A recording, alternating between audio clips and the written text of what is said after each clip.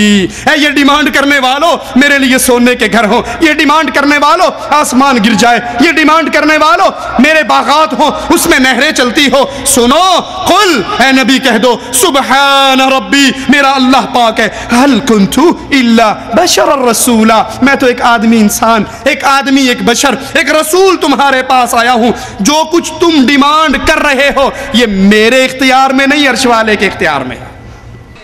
کیا کوئی ہے مجھے نبی سے بڑا محسن دکھا دے کائنات میں؟ مجھے لاؤ کوئی ایسا بادشاہ کہ جو انگلی کا اشارہ کرے تو آج دنیا دفع کرو، جنت کے دروازے کھل جائیں اور جنت کے خزانے زمین پہ آ جائیں۔ اتنی طاقت رکھنے کے باوجود وہ پیٹ پہ پتھر باندھ کے زندگی گزار رہا ہو۔ کوئی ایسا بادشاہ دکھاؤ جس کی انگلی کے اشارے پر دشمنوں کا اللہ تعالیٰ خاتمہ کر دے، خاتمہ نہیں تباہ و برباد کر دے، اور پھر انہی دشمنوں کے ہاتھوں پتھر کھاتا ہوا انہیں دعائیں دیتا جا رہا ہو۔ کوئی ایسا با اختیار دکھاؤ، کوئی ایسا با اختیار مجھے دکھاؤ جو اگر اشارہ کرے تو اللہ تعالیٰ سونے چاندی کے گھر مدینے میں کھڑے کر دے، ریشمی لباس پہنا دے، سونے چاندی کی تاروں کے قالین بچھا دے، جنت کی سواریاں دروازے پر باندھ دے، اس کے باوجود کچے گھر میں زندگی گزار جائے۔ ارے اگر نبی با اختیار ہوتے مولانا اپنے چچا ابو طالب کو کفر پہ کیوں مرنے دیتے؟ گئے، آخری لمحات میں گئے، سیڑھی پیٹیوں میں بیٹھے، کھسکتے ہوئے جگہ بناتے ہوئے سرہانے پہ پہنچے، اپنے کانوں کو آقا کے لبوں پہ رکھا، کہا قل یا عمی قل لا الہ الا اللہ فی اذنی احاج لک بہ عند ربی یوم القیامہ۔ چچا ایک دفعہ ہی کلمہ پڑھ لے، میں رب کے درمیان میں، رب کے دربار میں پیش کروں گا۔ ابو بکر نے پڑھا، عمر و عثمان و علی نے پڑھا، اللہ میرے چچا نے بھی پڑھا تھا، زور سے نہیں پڑھا تھا، میرے کان میں پڑھا تھا، میں گواہ ہوں، اللہ میرے چچا کو بھی زبان حال سے کہنے دیجئے، نبی کے جذبات کی ترجمانی کرنے دیجئے کہ اللہ ایک مرتبہ اس نے میرے کان میں پڑھا تھا، اس کو جنت دے دے۔ اور ابو جہل کہہ رہا تھا اترغبو عن ملت عبد المطلب، باپ کے دین کو چھوڑ دو گے؟ مرتے ہوئے چچا نے کہا تھا اموت علی دین عبد المطلب، میں اپنے باپ کے دین پہ مر رہا ہوں۔ اگر نبی با اختیار ہوتے چچا کو کفر کی حالت پہ کیوں مرنے دیتے؟ غمگین ہو گئے، عام الحزن، غم والا سال نام پڑ گیا۔ اور پھر قرآن نے کہا آواز لگائی انک لا تہدی من احببت، اے نبی جس سے آپ محبت کرو اس کو ایمان کی دولت نہیں دے سکتے، ولکن اللہ یہدی من یشاء، اللہ جس کو چاہے ہدایت دے دے۔ کیوں؟ با اختیار اللہ ہے، کائنات ساری باقی بے اختیار ہے۔ اگر با اختیار ہوتے تو صحابی نے کہا تھا ما شاء اللہ و شئت، تو نبی کیوں روکتے؟ ارے اگر با اختیار ہوتے عائشہ پر تہمت کیوں لگتی؟ اگر با اختیار ہوتے 70 قاری آپ سے مانگ کر لے گئے اور شہید کر دیے گئے۔ اگر با اختیار ہوتے زہر والا کھانا کیوں کھا جاتے؟ با اختیار ہوتے نبی کفار کے لیے بد دعا کر رہے کیف یفلح القوم، یہ فلاح پا سکیں گے جنہوں نے محمد کے ماتھے کو پھاڑ ڈالا صلی اللہ علیہ وسلم۔ آیات اتر گئی لیس لک من الامر شیء، پیارے تیرا اختیار نہیں ہے، یہ اختیار اللہ کا ہے، جس کو چاہے ہدایت دے دے اور جس کو چاہے ہدایت نہ دے۔ نبی کریم بھی اللہ کے در کے سوالی ہیں، اللہ کے در کے سوالی ہیں، اللہ کے در کے سامنے، اللہ کے احکام کے سامنے بے اختیار ہیں۔ اور اگر با اختیار ہوتے، جب نبی نے کہا تھا آج کے بعد شہد نہیں کھاؤں گا، کبھی قرآن کی یہ آیات نازل نہ ہوتی یا ایھا النبی لم تحرم ما احل اللہ لک تبتغی مرضات ازواجک، میں نے جس کو حلال کیا ہے تو حرام کرنے والا کون ہے؟ بیویوں کی رضامندی چاہتا ہے۔ مولانا طارق جمیل فرماتے ہیں کہ اللہ کے رسول کے خون کا ایک قطرہ، غلو سنیے نبی کی شان میں کتنا بڑا غلو کیا جا رہا ہے، کتنا اضافہ کیا جا رہا ہے۔ نبی کے خون کا ایک قطرہ اللہ کے عرش سے زیادہ قیمتی ہے۔ کوئی لاؤ طائف کے خون کا کوئی مجھے حساب دے، وہ خون نبی کا ایک خون کا قطرہ جو اللہ کے عرش سے زیادہ قیمتی، سارے نبیوں کے خون سے زیادہ قیمتی، ساری آدم کی اولاد سے زیادہ قیمتی، وہ خون ان پہاڑوں پہ ایسے بکھرتا چلا گیا اور قربانی کی داستان لکھتا چلا گیا۔ کاش ان پہاڑوں کی زبان ہوتی اور آپ ان سے جا کے پوچھتے کہ اس امت کے لیے اس نبی نے کیا دکھ درد اٹھائے ہیں اور آج یہ امت اس نبی کو کیا جواب دے رہی ہے۔ لا حول ولا قوة الا باللہ۔ یہ ہمارے ہاتھ میں فضائل حج ہے، مولانا ذکریہ صاحب کی۔ مولانا ذکریہ اپنی کتاب فضائل حج کے صفحہ نمبر 138 پر وہی اسی قسم کا عقیدہ بیان کرتے ہیں جس قسم کا مولانا طارق جمیل صاحب نے بیان کیا۔ فرماتے ہیں کہ قبر رسول صلی اللہ علیہ وسلم کی جگہ ساری جگہوں سے افضل ہے۔ یہ فضائل حج مولانا ذکریہ کی لکھی ہوئی، کتب خانہ فیضی لاہور سے چھپی ہوئی، اس کا صفحہ نمبر 138۔ قبر شریف نبی کی قبر کی جگہ ساری جگہوں سے افضل ہے، جو حصہ نبی کے بدن سے ملا ہوا ہے۔ سنیے اور دیکھیے کیسے توحید کے اوپر کلہاڑے چل رہے ہیں۔ ان توحید کا چولا پہننے والے، شرک کی داعی، شرک کے دعات کی محفلوں میں جانے والوں، سیروزے کے لیے نکلنے والوں، ذرا اللہ کو جان دینی ہے، اللہ کی توحید کی قیمت کو اپنے دل میں پیدا کرو۔ کہاں جو حصہ نبی کے جسم سے لگا ہے وہ کعبہ سے افضل ہے، وہ عرش سے افضل ہے، وہ اللہ کی کرسی سے افضل ہے، حتیٰ کہ زمین و آسمان کی ہر جگہ سے افضل ہے۔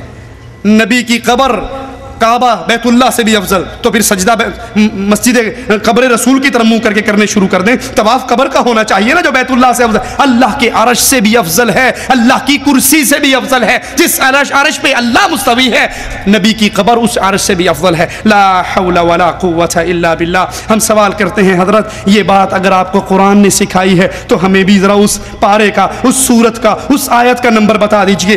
اگر حدیث رسول نے بتائی ہے تو ہمیں بھی حدیث کا نام بتا دیجئے، حدیث کا نمبر بتا دیجئے۔ اور اگر حدیث و قرآن میں یہ بات نہیں ہے تو آپ کے بزرگوں کی بات کو اہل حدیث کا بیٹا کبھی دین نہیں مان سکتا۔ دین نام ہے محمد الرسول اللہ صلی اللہ علیہ وسلم کی بات کا۔ یہ وہ غلو ہے جس سے اللہ کے نبی نے منع کیا تھا۔ آپ نے فرمایا تھا لا تطرونی کما اطرت النصارى، عیسی ابن مریم، جیسے عیسائیوں نے عیسی ابن مریم کو اٹھایا، اللہ کے بندے کو اللہ کا بیٹا کر دکھایا، تو مجھے ایسا نہ کرنا، مجھے ایسا نہ کرنا۔ مولانا طارق فرماتے ہیں، طارق جمیل صاحب، اللہ نے ہمیں اپنے محبوب کے صدقے وجود بخشا ہے۔ کب تھے، کب نبوت ملی؟ ابو ہریرہ رضی اللہ تعالیٰ عنہ پوچھ رہے ہیں متى وجبت لک النبوہ، یا رسول اللہ آپ کو نبوت کب ملی؟ اس کا جواب کیا تھا؟ اس کا جواب یہ تھا کہ آپ ارشاد فرماتے 40 سال کی عمر میں رمضان شریف کے مہینے میں 17 تاریخ کو غار حرا میں میرے پاس فرشتہ آیا اور مجھے نبوت دے گیا۔ یہ اس کا جواب تھا۔ جواب کیا آیا؟ یہ جواب نہیں دیا، جواب کیا آیا؟ کنت نبیا وان آدم بین الروح والجسد، ابھی آدم علیہ السلام کا کہیں وجود نہ تھا اور اللہ مجھے نبی بنا چکا تھا۔ یعنی یہ دنیا نبی کے صدقے پیدا ہوئی ہے۔ اس کے لیے یہ ایک من گھڑت روایت پیش کرتے ہیں، لولاک لما خلقت الافلاک، اگر آپ کو پیدا نہ کرتا کائنات کو پیدا نہ کرتا۔ شاہ مدینہ سنی ہے وہ نعت یا نہیں سنی ہے؟